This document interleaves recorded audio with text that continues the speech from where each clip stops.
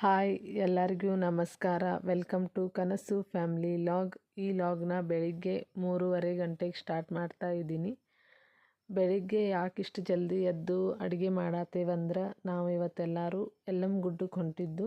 ನಾವೆಲ್ಲರೂ ಅಂದ್ರೆ ಈ ಕಡೆ ಮಮ್ಮಿ ಪಪ್ಪ ಹತ್ತಿರ ಇದ್ದು ನಾವೆಲ್ಲ ಅಲ್ಲ, ನಾನು ಸಾನು ನಮ್ಮ ಕಾಕನ ಜೊತೆ ಹೊಂಟಿದ್ದು.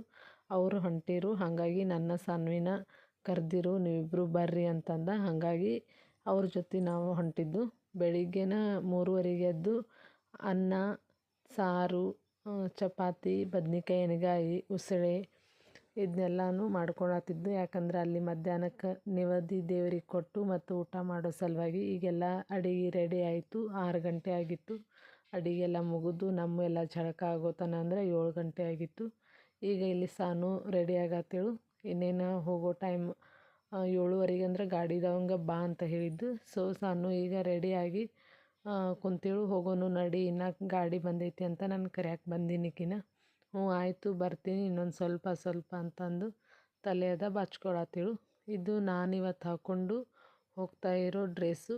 ತುಂಬ ಟ್ರಾವೆಲಿಂಗ್ ಇರುತ್ತೆ ಮತ್ತು ದೇವಸ್ಥಾನದಲ್ಲಿ ಭಾಳ ಅಂದ್ರೆ ಭಾಳ ರಶ್ ಇರ್ತೈತಿ ಅನ್ನೋ ಕಾರಣಕ್ಕೆ ಸಿಂಪಲ್ ಆಗಿರೋ ಡ್ರೆಸ್ನ ಹಾಕ್ಕೊಂಡಿದ್ದೀನಿ.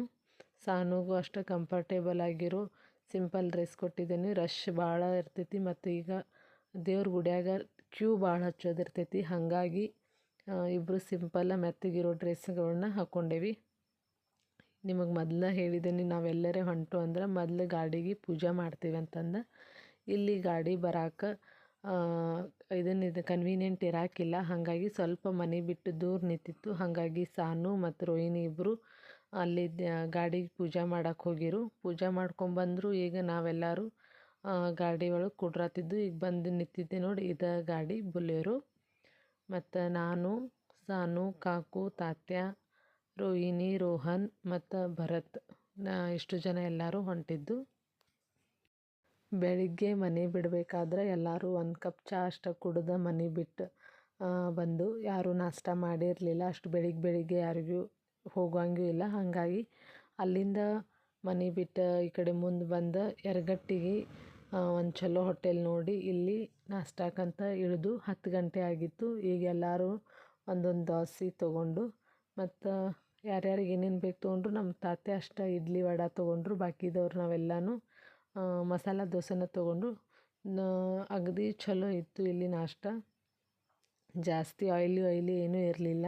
ಮತ್ತು ದೋಸೆನೂ ತುಂಬ ಸ್ಮೂತ್ ಅಂದರೆ ಸ್ಮೂತ್ ಇತ್ತು, ಚಲೋ ಇತ್ತು. ಸಾನು ಹೊಟ್ಟೆ ತುಂಬ ತಿಂದಳು. ಯಾಕಂದ್ರೆ ಈಗ ಆಲ್ರೆಡಿ ಹಸುವಾಗಿತ್ತು. ಸ್ಟಾಪ್ ಮಾಡಿ ನಾಷ್ಟ ಕೊಡಿಸಿ ಅಂತ ಹೇಳತ್ತಳು. ಚಲೋ ಹೋಟೆಲ್ ಬರಲಿ ಅಂತಂದು ವೆಯ್ಟ್ ಮಾಡಿ ಯರಗಟ್ಟ್ಯಾಗ ನಾಷ್ಟ ಮಾಡಿದ್ದು. ಈಗ ಇಲ್ಲಿ ನಾಷ್ಟ ಮುಗಿಸ್ಕೊಂಡು ಇನ್ನೊಂದು 1.5 ಅವರ್ ಇತ್ತು. ಇನ್ನಷ್ಟು ಹೋದ್ರೆ ಯಲ್ಲಮ್ಮ ಗುಡಿ ಬರ್ತೈತಿ. ಇಲ್ಲಿ ಯಲ್ಲಮ್ಮ ಗುಡಿ ಹೋಗಾಕಂದ್ರೆ ಇನ್ನೂ 1.5 ತಾಸು ಬೇಕಿತ್ತು. ಮತ್ತು ಈಗ ನಾಷ್ಟ ಮುಗಿಸ್ಕೊಂಡು ಎಲ್ಲರೂ ಹೊಂಟು. ಸಾನುಗೆ ಐಸ್ ಕ್ರೀಮ್ ಕೊಡಿಸಿರು ಅವ್ರ ಚಿಕ್ಕಪ್ಪ. ಈಕಿ ಸಾನು ಮತ್ತು ಬ್ಯಾಡ್ ಅಂದ್ರೂ ಕೇಳಿಲ್ಲ. ಅವರ ತಿನ್ನು ಏನಾಗಲ್ಲ ಅಂತಂದರು. ನಮಗೆಲ್ಲ ಭಾಳ ಥಂಡಿತ್ತು, ಹಂಗಾಗಿ ಯಾರೂ ತೊಗೋಲಿಲ್ಲ. ಈಕಿ ಒಬ್ಬಾಕಿನ ಇದೆಲ್ಲ ತಿನ್ನೋದಾಗ್ತೈತಿ ಅಂತಂದು ನಾವು ಸ್ವಲ್ಪ ಟೇಸ್ಟ್ ನೋಡ್ತೀವಿ ಅಂತಂದು ಎಲ್ಲರೂ ಸ್ವಲ್ಪ ಇದ್ರಾಗ ಟೇಸ್ಟ್ ನೋಡತ್ತಿದ್ದು. ಯಾಕಂದ್ರೆ ಥಂಡಿ ಭಾಳ ಇತ್ತು ಮತ್ತು ಭಾಳ ನೆಗಡಿ ಬಂದೋತಂತ ಎಲ್ಲರೂ ಇದ್ರಾಗನ ಟೇಸ್ಟ್ ನೋಡತ್ತಿದ್ದು. ಈಗ ಇಲ್ಲಿಂದ ನೆಕ್ಸ್ಟ್ ನಾವು ಫಸ್ಟಿಗೆ ಹೋಗೋದು ಜೋಗುಳ ಬಾವಿಗೆ ಹೋಗಿ ಆನಂತರ ಯಲ್ಲಮ್ಮ ಗುಡ್ಡಕ್ಕೆ ಹೋಗಾರಿದ್ದು.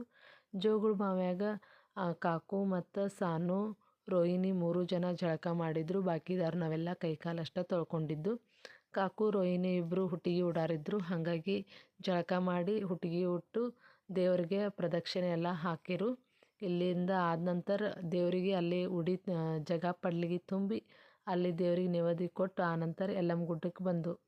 ಯಲ್ಲಮ್ಮ ಗುಡ್ಡಕ್ಕೆ ಬಂದು ಅಲ್ಲಿ 1:30 ಹೋಗಿದ್ದು ನಾವು. ಬಟ್ ದೇವ್ರ ದರ್ಶನ ಆಗಕ್ಕೆ ಭಾಳ ಕ್ಯೂ ಇತ್ತು. ಒಂದು 4:15 ಹೊರಗೆ ಬಂದು ನಾವು 2.5 ತಾಸು ನಂಬರ್ ಹಚ್ಕೊಂಡು ನಿಂತು. ಅಲ್ಲಿ ದೇವ್ರ ಗುಡಿಯಾಗ ವಿಡಿಯೋ ಮಾಡೋಕ್ಕೆ ಪರ್ಮಿಷನ್ ಇಲ್ಲ, ಹಾಗಾಗಿ ವಿಡಿಯೋ ಮಾಡಲಿಲ್ಲ. ಈ ಲಾಗ್ನ ಇಲ್ಲಿಗೆ ಎಂಡ್ ಮಾಡ್ತೀನಿ. ಎಲ್ಲರೂ ಖುಷಿಯಾಗಿರಿ, ನಗ್ನಗ್ತಾ ಇರಿ ಅಂತ ಹೇಳ್ತಾ ಎಲ್ಲರೂ ಲೈಕ್ ಮಾಡಿ, ಶೇರ್ ಮಾಡಿ ಮತ್ತು ಸಬ್ಸ್ಕ್ರೈಬ್ ಮಾಡೋದನ್ನ ಮರಿಬೇಡಿ. ಮತ್ತು ನಿಮ್ಮೆಲ್ಲರೂ ನಾನು ನೆಕ್ಸ್ಟ್ ಲಾಗ್ನಲ್ಲಿ ಭೇಟಿ ಆಗ್ತೀನಿ. Bye friends.